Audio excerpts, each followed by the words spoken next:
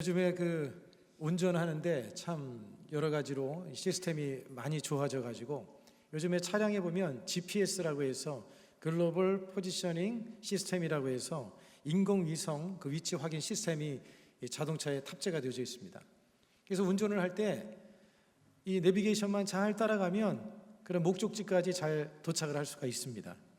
그래서 내비게이션이 안내해 주는 대로 우회전하십시오 그러면 우회전으로 가면 되고, 좌회전하십시오 하면 좌회전으로 가면 되고, 앞에 방지턱이 있으니까 조심하십시오 하면 조심하면 되고, 내비게이션만 잘 따라가면 그런 원하는 목적지에 잘 도착을 할 수가 있습니다.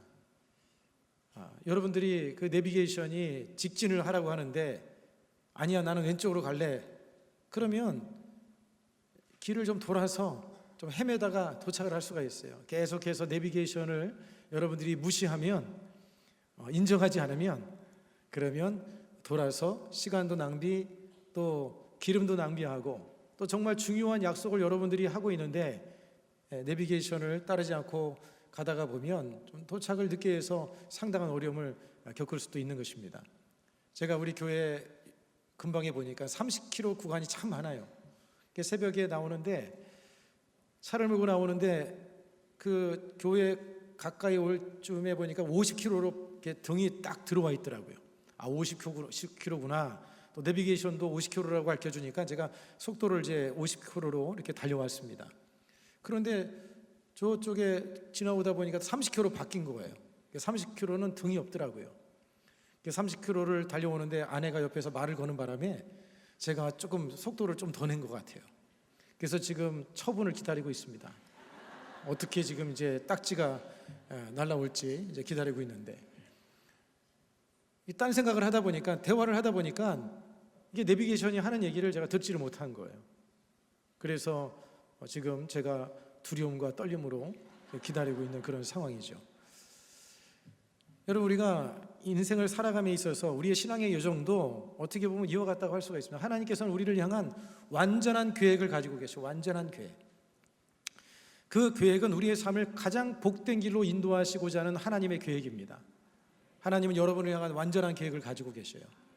가장 복된 길로 주님께서는 인도하기를 원하는데, 여러분 그 길을 알려주는 것이 뭐냐면 바로 하나님의 말씀입니다. 하나님의 말씀이 여러분을 완전하고 복된 길로 인도해 주시는 거예요. 그런데 사람들은 종종 자신의 생각과 자신의 경험을 의지해서 살아갈 때가 많이 있습니다. 그로 인해서 하나님의 축복에서 벗어나게 되기도 하고, 또 어려움을 당하기도 하고, 또 방황을 하는 경우들이 많이 있는 것이죠. 오늘 이 본문의 말씀은 여러분 순종에 관한 말씀입니다. 순종은요, 하나님께서 우리에게 허락하신 축복의 내비게이션인 거예요. 축복의 내비게이션. 하나님께서 여러분에게 말씀하시면 순종하면 여러분 복이 오는 겁니다. 그리고 순종하면 주님이 동행해 주시는 거예요. 여러분, 오늘 이 본문의 말씀은 여호수아서 1장 1절로 9절까지의 말씀은 이제 모세가 죽고 난 이후에 이제 후계자로서 젊은 여호수아가 이제 이스라엘 백성을 이끌어가는 지도자로 세워지는 그 과정 속에서 일어난 일입니다. 이런 모세의 죽음은 백성들에게 큰 충격이었고 두려움이었어요. 이제 40년 동안 이스라엘 백성을 이끌어왔는데 영적인 지도자가 죽은 상태이고, 또 이제 가나안 땅 정복이라고 하는 큰 과제가 그들 앞에 놓여 있었기 때문에 그들의 마음속에는 떨릴 수밖에 없고 두려워할 수밖에 없었습니다. 여러분, 여호수아의 마음은 어땠을까요? 여호수아의 마음속에도 두려움이 있었고, 또 책임감에 대한 그런 부담감이 그의 마음속에 아마 있었을 것입니다. 그런 그 상황 속에서 하나님께서 여호수아에게 세 가지 명령과 말씀을 하시는데, 약속을 하시는데, 그 첫 번째가 뭐냐면 모세와 함께 하셨던 것처럼 너와 함께 하겠다. 그 다음에 네가 발바닥으로 밟는 땅을 내가 너에게 주겠다. 그리고 강하고 담대하라. 그렇게 하나님께서 말씀을 해주십니다. 여러분, 이 약속들은요, 하나님의 명령에 순종할 때 발휘가 되어지는 거예요. 하나님의 말씀에 순종하지 않으면 이런 하나님의 은혜와 복을 누릴 수가 없는 것입니다. 여러분들이 하나님의 말씀 앞에 순종함으로 인해서 하나님의 예비하신 그 은혜를 여러분들이 다 받아 누리는 그런 삶이 되기를 축복합니다. 첫 번째로 생각할 것은 순종은 하나님과의 인격적인 관계 안에서 시작이 되어진다는 거예요. 여러분, 사람과 사람 사이도 마찬가지입니다. 서로가 친밀하고 그리고 좋은 이렇게 관계가 이루어지게 되어지면, 그러면 뭔가 이야기를 할 때 들어오고 싶은, 들어주고 싶은, 따라주고 싶은 그런 마음이 생겨나는 거예요. 그런데 평상시에 관계가 없는 사람이 갑자기 와가서 뭔가를 요구하거나 뭔가를 지시하거나 하면 따르고 싶은 마음이 잘 생기지 않는 것입니다. 그래서 순종이라고 하는 것은요, 하나님과의 인격적인 친밀한 관계 속에서 이루어지는 것이라고 할 수가 있는 겁니다. 여러분, 여호수아는 하나님 앞에 그렇게 순종하는 삶을 살 수 있었던 것은 뭐냐면, 여호수아가 하나님과 그런 친밀한 관계를 늘 이루며 삶을 살아갔기 때문에 그것이 가능했던 것이죠. 여러분, 그런 만큼 관계라는 것이 중요한 거예요. 제가 어느 글에 재미난 글을 보았는데, 어느 유치원의 선생님이 아이들에게 질문을 했습니다. 천국 가고 싶은 사람 손들어. 그랬더니 아이들이 다 손을 드는 거예요. 그런데 아이 중에 하나가 다인이라고 하는 아이가 손을 들지 않고 가만히 있는 거예요. 그래서 선생님이, 다인아, 너는 천국 가고 싶지 않니? 그랬더니 네, 그러는 거예요. 아니, 너는 왜 천국을 가고 싶지 않아? 그랬더니 우리 엄마가 유치원 끝나면 바로 오라고 그랬어요. 그렇게 얘기를 하더라는 거예요. 엄마와의 관계가 더 이 아이는 중요한 것이죠. 누구와의 관계를 잘 맺고 있느냐에 따라서 그 사람에게 영향을 많이 받는 것이고요, 순종이라는 것도 인격적인 관계를 이루어지게 되면 그 순종이 쉬워지는 그런 역사가 일어나게 되어지는 것입니다. 여러분, 순종의 첫걸음은 주님의 음성을 듣는 데부터 시작이 되어지는 겁니다. 여러분들이 하나님께 순종을 하려면 먼저 주님의 음성을 들어야 되는 거예요. 여러분, 주님의 음성을 날마다 듣고 있습니까? 아멘 소리가 왜 이렇게 작아지십니까 갑자기? 오늘 여러분, 이 시간, 설교하는 시간이 하나님께서 종을 통해서 여러분들에게 주시는 하나님의 음성인 줄 믿습니다. 여러분이 하나님의 음성을 들어야 순종할 수가 있는 것이죠. 듣지도 못하는데 어떻게 순종을 할 수가 있겠습니까? 오늘 여호수아는 모세의 시종으로서 오랜 시간 회막에서 하나님과 깊은 교제를 이루는 그런 삶을 살았어요. 출애굽기 33장 11절에 말씀해 보십시오. 사람이 자기의 친구와 이야기함 같이 야훼께서는 모세와 대면하여 말씀하시며, 모세는 진으로 돌아오나 눈의 아들 젊은 수종자 여호수아는 회막에 떠나지 아니하니라. 모세가 진영에서 하나님을 만나는 동안 여호수아도 동행을 했고, 모세가 물러가도 여호수아는 회막에 남아서 하나님과 계속적인 교제를 이뤘다고 하는 것입니다. 여러분, 순종은 이처럼 하나님과의 친밀한 교제 속에서 이루어지는 것이고, 하나님의 음성을 들을 때에 순종의 삶이 쉬워지는 거예요. 여러분, 오늘 본문의 말씀의 1절과 2절에도 보면 하나님께서 여호수아에게 말씀하시는 장면이 나옵니다. 함께 같이 한번 읽어보겠습니다. 야훼의 종 모세가 죽은 후에 야훼께서 모세의 수종자 눈의 아들 여호수아에게 말씀하여 이르시되, 내 종 모세가 죽었으니 이제 너는 이 모든 백성과 더불어 일어나 이 요단을 건너 내가 그들 곧 이스라엘 자손에게 주는 그 땅으로 가라. 하나님과 교제를 하니까 여호수아가 하나님의 음성을 들은 거예요. 자주 만나야 되는 겁니다. 여러분, 우리말로 말하면 기도를 하라는 말씀이에요. 예배 자리에 열심히 나오라는 것입니다. 평상시에 대화하지도 않는 사람이 하나님이 말씀하셔도 들을 수가 있겠습니까? 들을 수가 없는 거예요. 여러분들이 시간이 되면, 할 수만 있으면 예배 자리는 그 어떤 자리보다 사모하여서 나오게 되기를 바라고, 그리고 여러분들이 철야 예배도 나오세요. 할렐루야. 철야에 나와서 자녀들하고 기도하세요.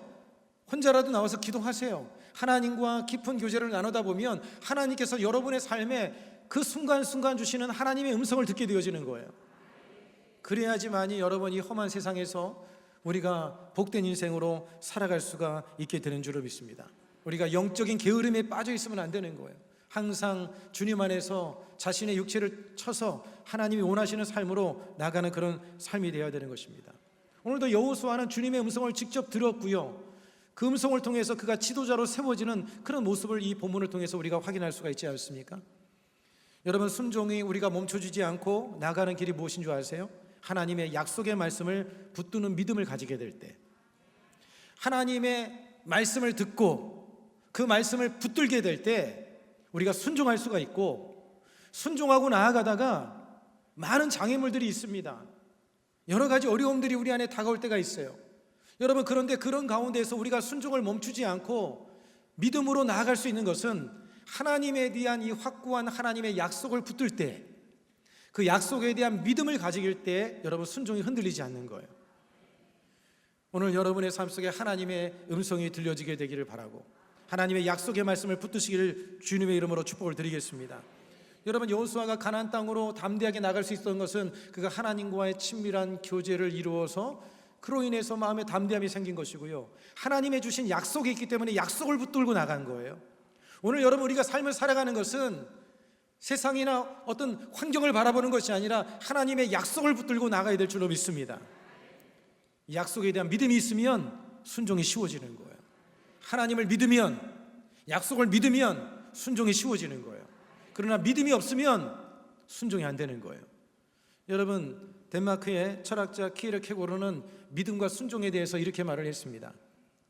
믿지 못하는 사람은 순종하기도 어렵습니다. 순종하지 못한다면 믿지 못하는 것입니다. 우리 같이 한번 읽어보겠습니다. 믿지 못하는 사람은 순종하기도 어렵습니다.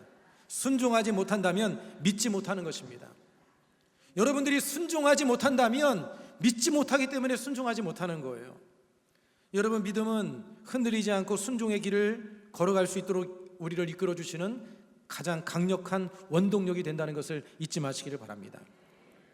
여러분, 하나님의 말씀은요, 영원히 변하지 않습니다. 영원한 진리예요. 하나님의 말씀이 길입니다. 하나님의 말씀이 생명으로 나가는 길입니다. 하나님 말씀만 따라 나가면 영혼이 잘 되고 범사가 잘 되고 강건하게 되어져 있는 거예요. 여러분, 이 말씀에 대한 확고한 믿음을 갖게 되기를 바라고, 하나님께서 여러분에게 들려주시는 그 음성을 여러분들이 듣고 그 말씀을 붙들고 믿음으로 나아가는 그런 삶이 되기를 주의 이름으로 축복합니다. 하나님의 말씀은 우리의 삶을, 여러분, 방향을 이끄는 그러한 등대와 같다고 성경은 말씀하고 있는데, 시편 119편 105절의 말씀을 같이 한번 읽어보겠습니다. 주의 말씀은 내 발의 등이요 내 길의 빛이니이다. 빛이니이다. 하나님이 빛을 환하게 비춰주시는 거예요. 이 어둡고 캄캄한 세상에 뭐가 길인지, 어디로 가야 되는지 알지 못하는 세상 속에 하나님의 빛을 우리가 받아야 되는 것입니다. 여러분, 오늘 3절과 4절에도 하나님께서 여호수아에게 아주 이 가나안 땅을 주겠다고 하는 구체적인 약속을 주십니다. 3절과 4절 말씀을 보겠습니다. 내가 모세에게 말한 바와 같이 너희 발바닥으로 밟는 것은 모두 내가 너희에게 주었노니 곧 광야와 이 레바논에서부터 큰 강 곧 유브라데 강까지 해쪽 속의 온 땅과 또 해지는 쪽 대해까지 너희의 영토가 되리라. 여러분, 약속의 말씀이 여호수아의 이제 가나안 정복을 하면서 얼마나 어려움이 많았겠습니까? 백성을 이끌어갈 때 많은 그 장애물들이 있고 또 그 앞에는 수많은 어려움들이 있었을 텐데, 그 모든 것들을 이겨나갈 수 있었던 것은 하나님의 약속의 말씀이, 여러분, 그가 그 모든 것을 이겨나갈 수 있는 유일한 힘이 되어진 거예요. 여러분은 무엇을 힘으로 삼고 살아가십니까? 하나님의 말씀을 힘으로 삼고 말씀을 따라 살아가는 그런 삶이 되기를 축복합니다. 여러분들에게 어떤 어려운 요구가 주어지고 어떤 결정이 내려진다면 순종할 수 있습니까? 왜 아멘이 없으십니까? 좀 전만 해도 아멘이 크시더니. 여러분, 다시 묻겠습니다. 이 질문을 잘 모르시는 것 같아요. 여러분에게 어떤 요구를 하고 어떤 결정이 내려진다 해도 순종할 수 있습니까? 아멘 하시기 바랍니다. 아멘 하셔야 됩니다. 여러분, 성경의 말씀에 보면요, 자주 하나님께서 우리에게 요구하실 때 참 우리가 이해할 수 없는, 받아들일 수 없는 그런 요구를 하실 때가 참으로 많습니다. 여러분, 여호수아에게 이제 이후에 보면 하나님께서 이 여리고성을 정벌하고 하실 때 하나님께서 뭐라고 말씀하셔요? 여리고성을 7일 동안 돌아라. 여러분, 여리고성을 7일 동안 돈다고 여리고성이 어떻게 무너지겠어요? 상식적으로 이해가 됩니까? 안 되는 이해예요. 그리고 여러분, 나아만 장군이 나병에 걸렸을 때, 그가 치료받기를 위해서 나왔을 때 요단강에 7번 몸을 담그라고 했습니다. 여러분, 요단강에 7번 몸 담근다고 어떻게 나병이 나을 수가 있겠습니까? 이게 상식적으로 과학적으로 이해가 되는 이야기인가요? 입이 있으시면 말씀 좀 해주시기 바랍니다. 이해가 안 되는 거죠. 아니, 지금 뭘 하라고 하는 거냐? 자기의 생각과 자기의 뜻과 또 안 맞는 거고, 상식적으로도 도저히 이거는 말도 안 되는 얘기입니다. 그리고 여러분, 노련한 뱃사람이었던 베드로에게 예수님께서, 목수했던 예수님이 베드로에게 깊은 데로 가서 그물을 던지라고 얘기를 합니다. 물고기를 잡으래요. 여러분, 갈릴리는요, 수심이 얕은 곳에 가야 물고기를 잡을 수가 있고, 낮에는 물고기들이 다 숨어버리기 때문에 물고기를 잡을 수가 없어요. 때도 안 맞죠. 장소도 맞지 않죠. 그런 상황에서 베드로는 어떻게 했습니까? 주님의 말씀에 순종한 거예요. 여러분들이 장사를 하는 사람이라고 생각해 보세요. 장사를 하는데 이제 밤이 다 돼서 옆집이고 뭐고 다 문을 닫고 있습니다. 나도 지금 문을 닫고 있는데 이제 사람들도 오고 가는 사람이 없어요. 그런데 식당 문을 여십시오 하면 순종할 분 계시겠어요? 이분들 봐라. 순종하셔야죠. 순종을 하셔야죠. 주님의 말씀이라면. 상식으로 이해가 되지 않는다 할지라도 하나님 앞에 순종하는 믿음이 중요한 것입니다. 여러분 노아도 보세요. 하나님께서 물이 비라고 하는 것은 전혀 구경도 못해서 비가 뭔지를 몰라요. 그런데 하나님께서 물로써 심판하겠다 주님이 말씀하시니까 하나님께서 방주를 지을 때 어디다 지으라고 말씀하십니까? 산 위에다 지으라는 거예요. 배는 바다에다 지으거나 강에다 지어야 되는데 산에다 지으라는 거예요. 여러분 이게 순종할 수가 있겠습니까? 어려운 일이죠. 여러분들에게 만약에 어려운 요구를 한다고 한다면 순종할 수 있으시겠어요? 아멘. 여러분 이렇게 믿음으로 순종하고 나아갈 때 하나님의 역사와 기적을 경험하게 된 거예요. 하나님의 역사는요 순종의 역사입니다. 하나님의 역사는 순종의 역사예요. 믿음으로 결단하고 주님께 여러분의 삶을 맡기고 나가면 주님이 책임져 주시는 거예요. 내 생각과 내 뜻과 내 경험과 모든 것들을 주님 앞에 내어 맡길 수 있는 게 믿음인 거예요. 그게 주님을 주인됨으로 인정하는 것이고 그게 주님을 왕으로 모셔드리는 거예요. 말로만 주님을 왕이라고 하고 주인이라고 얘기하면서 언제까지나 내 고집과 내 뜻과 내 생각대로 주장을 하고 나간다면 그건 자기가 왕인 것이죠. 자기가 주인인 것이죠. 여러분 그런 삶에는 하나님의 역사를 경험하기 어려운 것입니다. 그 다음에 두 번째는요 순종은 모든 역경과 어려움을 이겨내는 능력이라는 것입니다. 따라서 순종은 모든 역경과 어려움을 이기는 능력이 됩니다. 순종하면 주님이 책임져 주시는 거예요. 여러분 순종할 때 하나님을 경험하게 됩니다. 순종하게 될 때 하나님의 도우심과 은혜를 입게 되어지는 것입니다. 어려움의 상황, 역경의 상황에 있을 때일수록 하나님이 말씀하시는 그 말씀 앞에 여러분의 삶을 내어 맡겨보세요. 주님께 맡겨보세요. 주님이 결정하시고 주님이 선택하시는 것을 내어 맡길 수 있는 삶, 여러분 그게 진짜 믿음의 모습이라고 할 수가 있는 것입니다. 여러분 성경의 역사들 다 그렇지 않습니까? 좀 전에 말씀했던 이 여리고 같은 경우도 주님이 말씀하시니까 순종하니까 일곱째 날은 일곱 바퀴를 돌았죠. 그러고 나서 외치라 외치니까 여리고성이 무너진 거예요. 홍해도 마찬가지 않았습니까? 모세가 주님께서 모세를 향해서 지팡이를 들어서 바다를 홍해를 가리키고 외치라고 했을 때 홍해물이 갈라지는 역사가 일어나지 않았습니까? 하나님의 역사는 순종의 역사인 것입니다. 여러분 복음주의 기독교에 영향력을 미친 목사이면서 신학자인 존 파이퍼라고 하는 목사님께서 그가 설립한 디자이어링 갓이라고 하는 하나님을 열망하라 갈망하라 이런 이제 그 단체에서 그가 설교를 한 가운데 이런 이야기를 했습니다. 성령님은 말씀을 통해 역사하시며 우리가 그 말씀을 믿고 순종할 때 가장 강력하게 체험된다. 의미를 생각하면서 우리 같이 다시 한번 읽어보겠습니다. 같이 읽겠습니다. 성령님은 말씀을 통해 역사하시며 우리가 그 말씀을 믿고 순종할 때 가장 강력하게 체험된다. 아멘. 여러분 미국의 신위의 그 사역자로 알려졌던 레리 리라고 하는 목사님이 계셨는데 이분이 39살 때 갑자기 귀가 들리질 않는 거예요. 그래서 병원에 이제 입원을 해서 치료를 받는 가운데 있었는데 그런데 밤에 2시쯤에 성령께서 그의 마음속에 음성이 들려지는 거예요. 뭐라고 말씀하시냐면 레리야 밖에 나가서 복음을 전해라. 그러면 내가 귀를 고쳐주겠다. 그런데 이 레리 목사님은 하나님께 이렇게 말씀을 드렸어요. 하나님 제 귀가 들리지 않는데 어떻게 나가서 전하겠습니까? 먼저 고쳐주시면 나가서 외치겠습니다. 그러니까 하나님께서 또 그렇게 말씀하시는 거예요. 아니야 나가서 외쳐 내가 고쳐줄게. 밤이 새도록 아침이 되도록 하나님과 씨름을 한 거예요. 하나님은 나가라고 하시고 레리리는 고쳐주면 나가겠다고 하고 그러다가 아침을 맞이했습니다. 이제 의사들이 왕진을 하는 가운데 그 병실을 문을 열고 들어오는데 갑자기 마음속에 음성이 들려지는 거예요. 그가 채찍에 맞음으로 우리가 나음을 입었나니. 성령의 음성이 들려지는 거예요. 아 하나님이 순종하라는구나. 그래서 그 의사에게 나를 당장 퇴원할 수 있도록 좀 조치를 취해 주십시오. 의사가 안 된다는 겁니다. 지금 나가면 아예 이제는 귀를 완전히 못 들을 수 있는 상태가 될 수 있으니 치료를 받고 나가야 된다는 거예요. 이 목사님은 아니라고 내가 주님의 음성을 거부할 수가 없다고 순종하고 가야 되겠다고. 그리고는 결국에 나가서 그 공원에 나갔습니다. 공원에 사람들이 있는 앞에서 예수님의 복음을 전한 거예요. 근데 외치는 순간 귀가 뻥 뚫려지는 역사가 일어난 것입니다. 할렐루야. 우리 하나님께 영광을 박수 올리겠습니다. 여러분, 순종하면 기적을 보게 되어지는 거예요. 담대하게 용기 있게 순종해 보세요. 하나님이 역사하시는 것입니다. 오늘 이 자리에 여러분 순종이 잘 안 되는 분이 있습니까? 순종이 어려우신 분이 있습니까?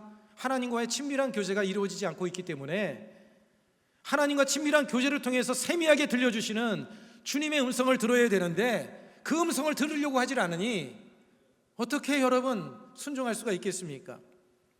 여러분, 순종의 축복과 열매는요, 샬롬과 형통과 평탄의 길입니다. 여러분, 하나님께서 여호수아에게 땅을 약속했습니다. 이 땅이라고 하는 것은 여러분 어떤 물리적인 영토의 정복을 의미하는 그런 차원의 것이 아니라 이것은 참된 안식과 샬롬을 의미하는 거예요. 참된 안식, 샬롬. 세상적인 어떤 성공이나 소유적인 의미라기보다는 하나님과의 관계 안에서 주어지는 영적인 평안과 내적인 안식을 의미하는 거예요. 오늘 여러분, 이것이 우리 안에 중요한 줄로 믿습니다. 세상에 많은 거 다 가지고 있어봐야 뭐합니까? 마음에 평안이 없다고 한다면 그 무엇이 소용이 있겠어요? 마음이 평안이 있어야 여러분 물질적인 것도 세상적인 것도 의미가 있고 가치가 있게 느껴지는 것이 아니겠습니까? 여러분, 이러한 샬롬의 평강, 내적인 평강은 하나님 앞에 순종하는 사람들에게 임하게 되어진다는 거예요. 자기 자신이 아는 거예요. 내가 하나님께 순종하고 있구나 하는 이 마음이, 마음속에 평안함이 찾아오는 거예요. 근데 거역하는 마음에는 평안이 있을 수가 없는 것입니다. 그 다음에 여러분, 순종하는 사람들에게 형통과 평탄의 복이 있다고 오늘 이 8절의 말씀은 이렇게 기록을 합니다. 같이 한번 읽어보겠습니다. 이 율법책을 내 입에서 떠나지 말게 하며 주야로 그것을 묵상하여 그 안에 기록된 대로 다 지켜 행하라. 그리하면 내 길이 평탄하게 될 것이며 내가 형통하리라. 할렐루야. 순종의 결과, 여러분 순종의 축복이 무엇입니까? 형통과 그 다음에 평탄한 삶이라고 하는 것입니다. 여러분, 이 형통이라고 하는 것은요, 히브리어로 찰라흐라는 그런 이제 원어를 사용하는데 그 의미가 뭐냐면 어려움을 뚫고 나가다, 장애물을 극복하다, 이런 뜻을 가지고 있는 거예요. 여러분, 사람이 뭔가 성취를 하고 뭔가 성공을 이루려면 수많은 장애물들을 뚫고 이겨나가야지만이 열매를 맺을 수가 있는 거예요. 그런데 이 성경이 말하고 있는 형통이라고 하는 것은 이런 의미를 가지고 있습니다. 우리 화면에 잠깐 띄워주고 같이 한번 읽어보겠습니다. 순종하면 전혀 어려움이 없을 것이라는 약속이 아니라 어떤 장애물이라도 하나님의 능력으로 뚫고 나아가 결국은 승리하게 될 것이라는 약속이다. 그러니까 형통이라고 하는 것은요, 순종하고 나가면 그냥 아무런 장애물이 없다는 것이 아니라 장애물이 우리에게 다가온다 할지라도 하나님의 능력으로 뚫고 나가고 승리하게 될 것이다. 이것이 하나님이 말씀하고 있는 진정한 형통의 의미라고 하는 거예요. 오늘 여러분들이 이러한 형통의 은혜를 누리게 되기를 주님의 이름으로 축복합니다. 그런데 사실 여러분, 우리가 주님 앞에 순종하기가 쉬워요, 어려워요? 쉽지 않죠. 여러분, 참 쉬운 일이 아닙니다. 그런데 이 순종을 가능하게 만드는 것이 뭐냐? 예수님의 십자가 복음인 줄로 믿습니다. 예수님께서는 하나님 앞에 철저히 순종하셨습니다. 죽기까지 순종하신 거예요. 오늘도 우리가 믿음의 지혜 온전케 하시는 예수님을 바라보면서 예수님께서 저렇게 순종하신 것을 우리가 본받아 예수 죽음 내 죽음, 예수 부활 내 부활, 따라서 하겠습니다. 예수 죽음 내 죽음, 예수 부활 내 부활. 예수 죽음이라고 하는 것은 예수님 안에서 이제 옛사람, 옛 본성, 내 자아, 내 욕심, 내 고집, 내 생각, 이것들을 주님 앞에 죽게 만들고 이제는 내가 사는 것이 아니라 누가 살아가는 거예요? 예수님이 주인이 돼서 사는 삶, 그런 삶을 살아가야 된다는 거예요. 그게 바로 진정한 거듭난 사람의 모습인 거예요. 갈라디아서 2장 20절은 이렇게 말씀합니다. 이 말씀을 같이 한번 읽겠습니다. 내가 그리스도와 함께 십자가에 못 박혔나니 그런즉 이제는 내가 사는 것이 아니요 오직 내 안에 그리스도께서 사시는 것이라. 이제 내가 육체 가운데 사는 것은 나를 사랑하사 나를 위하여 자기 자신을 버리신 하나님의 아들을 믿는 믿음 안에서 사는 것이니라. 이제는 내가 사는 것이 아닙니다. 내 생각, 내 고집, 내 뜻대로 사는 것이 아니라 이제는 내 안에 계신 주님이 주님의 뜻대로 이제는 사는 삶, 그런 삶을 사는 것이 되어져야 한다는 거예요. 여러분, 예수 안에서 날마다 죽기를 축복합니다. 여러분, 우리가 한 달에 한 번씩 성찬을 이렇게 하면서 성찬을 드리는 의미가 무엇입니까? 예수 안에서 나도 죽었습니다. 그것을 고백하는 거예요. 예수 안에 죽은 사람이 무슨 자존심이 있어요? 자기 고집이 어디 있습니까? 자기 생각이 어디 있어요? 죽지 못하니까 아직도 자기가 살아서 자기를 주장하는 것이 아니겠습니까? 주님 안에서 여러분 철저하게 자신을 맡겨드리고 순종하면 손해볼 것 같지만 손해 안 봅니다. 절대 손해 안 봐요. 절대 손해보지 않도록 주님이 책임져 주시는 거예요. 여러분 아브라함을 보세요. 하나님께서 아브라함에게 그 하나밖에 없는 독자 이삭, 약속의 씨앗이었습니다. 기업이었어요. 그런데 이삭을 하나님께 모리아산에 바치라고 말씀하셨을 때 모세가 쉬웠겠습니까? 여러분이 지금 가장 소중하게 생각하는 것, 그것을 하나님이 달라고 할 때 내어놓기가 쉽겠어요? 자신의 생명보다 아까운 아들을 어떻게 번제로 드리겠습니까? 그냥 죽이는 게 아니에요. 각을 떠서 껍데기를 벗기고 마디마디마다 잘라서 불태워서 드리는 겁니다. 어떻게 그것을 드릴 수가 있겠어요? 아마 못 들은 척하고 싶고 안 들은 척하고 싶은 마음이 있었을 것입니다. 그러나 결국에는 아브라함은 어떻게 했어요? 순종했죠. 순종을 통해서 하나님의 예비하신 순양을 가지고 번제로 드렸고요, 하나님께 그 믿음이 인정을 받았고 하나님의 놀라운 축복을 받는 것을 우리는 알 수가 있지 않습니까? 창세기 22장 13절로 17절의 말씀을 같이 한번 읽어보겠습니다. 아브라함이 눈을 들어 살펴본즉 한 순양이 뒤에 있는데 뿔이 숯불에 걸려 있는지라. 아브라함이 가서 그 순양을 가져다가 아들을 대신하여 번제로 드렸더라. 아브라함이 그 땅 이름을 야베일이라 하였으므로 오늘날까지 사람들이 이르기를 야베 산에서 준비되리라 하더라. 야베의 사자가 하늘에서부터 두 번째 아브라함을 불러 이르시되 야베께서 이르시기를 내가 나를 가리켜 맹세하노니 내가 이같이 행하여 내 아들 내 독자도 아끼지 아니하였은즉 내가 내게 큰 복을 주고 내 씨가 크게 번성하여 하늘의 별과 같고 바닷가의 모래와 같게 하리니 내 씨가 그 대적의 성문을 차지하리라. 할렐루야. 이런 복을 받으시기를 바랍니다. 하나님은 여러분을 향해서 놀라운 복을 예비하고 계신 것, 야훼 일의 하나님, 야훼께서 준비하시리라. 하나님이 준비된 그 은혜를 받아 누리려면 순종의 삶으로 나가야 되는 것입니다. 여러분 순종하면 하나님이 함께 하시고 강하고 담대한 믿음을 주님께서 부어주시는 거예요. 여러분 예수님께서 야 오른쪽으로 가자 그렇게 말씀하시면 가만히 머물러 있거나 다른 길로 가면 예수님과 동행할 수 있어요? 없어요? 없어요. 예수님께서 말씀하시면 그 예수님의 말씀을 따라서 따라 나가야 주님과 함께 걸어갈 수가 있는 거예요. 그러니까 여러분들이 주님의 말씀 앞에 순종하면 주님이 동행해 주신다는 이런 말씀을 드리는 거예요. 내가 번번이 주님의 뜻을 거스리고 삶을 살아가면 어떻게 주님과 동행하는 삶을 살아갈 수가 있겠습니까? 주님이 원하는 길로 나아가야 주님이 동행하심의 은혜를 경험하게 되고 그 마음이 강하고 담대하게 되어지는 거예요. 하나님이 나와 함께하고 계신다. 한번 따라서 하겠습니다. 하나님이 나와 함께하고 계신다. 이 마음의 확신과 담대함을 갖는 사람은 어떤 어려움이 다가와도 흔들림이 없는 거예요. 하나님이 나와 함께 하신다. 여러분 본문 9절의 말씀해 보십시오. 내가 내게 명령한 것이 아니냐. 강하고 담대하라. 두려워하지 말며 놀라지 말라. 내가 어디로 가든지 내 하나님 야훼가 너와 함께 하느니라 하시니라. 6절부터 9절의 말씀에 보면 강하고 담대하라는 말씀이 3번 반복해서 나옵니다. 여러분 6절에 보면 강하고 담대하라, 7절에도 보면 오직 강하고 극히 담대히 하여, 9절에 보면 강하고 담대하라, 두려워하지 말며 놀라지 말라 이렇게 말씀하는데, 여러분 어떻게 우리가 강하고 담대할 수 있느냐? 주님과 주의 말씀에 순종하고 나아가면 주님이 함께 하시기 때문에, 함께 한다는 확신이 있기 때문에 담대할 수가 있는 거예요. 여러분 이런 은혜를 여러분들이 날마다 누리며 살아가기를 주의 이름으로 축복을 드리겠습니다. 여러분 순종하지 않으면 주님의 동행하심의 은혜를 누리기가 어려워요. 그렇다고 해서 버리지는 않으십니다. 손발이 좀 고생을 할 뿐이에요. 순종하지 않으면 어려움이 많습니다. 그러나 주님께 삶을 맡기면 마음의 평안도 임하고 하나님의 돌보심과 은혜 속에서 모든 일이 순탄하게 되는 그런 은혜가 임하게 되어지는 거예요. 여러분이 순종한다고 해서 당장 즉각적인 어떤 보상이 주어지는 것을 말씀드리는 것이 아니라, 즉각적으로 보상이 안 주어질 수 있지만 그러나 순종이 가장 여러분 복된 확실한 투자인 줄로 믿으시길 바랍니다.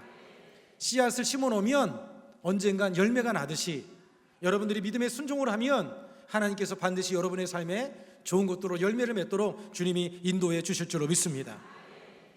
여러분 어떤 주님의 말씀이라 할지라도 주님께 여러분을 내어 맡기고 순종함으로 믿음의 그 길을 걸어가는 저와 여러분이 되기를 주 이름으로 축복합니다.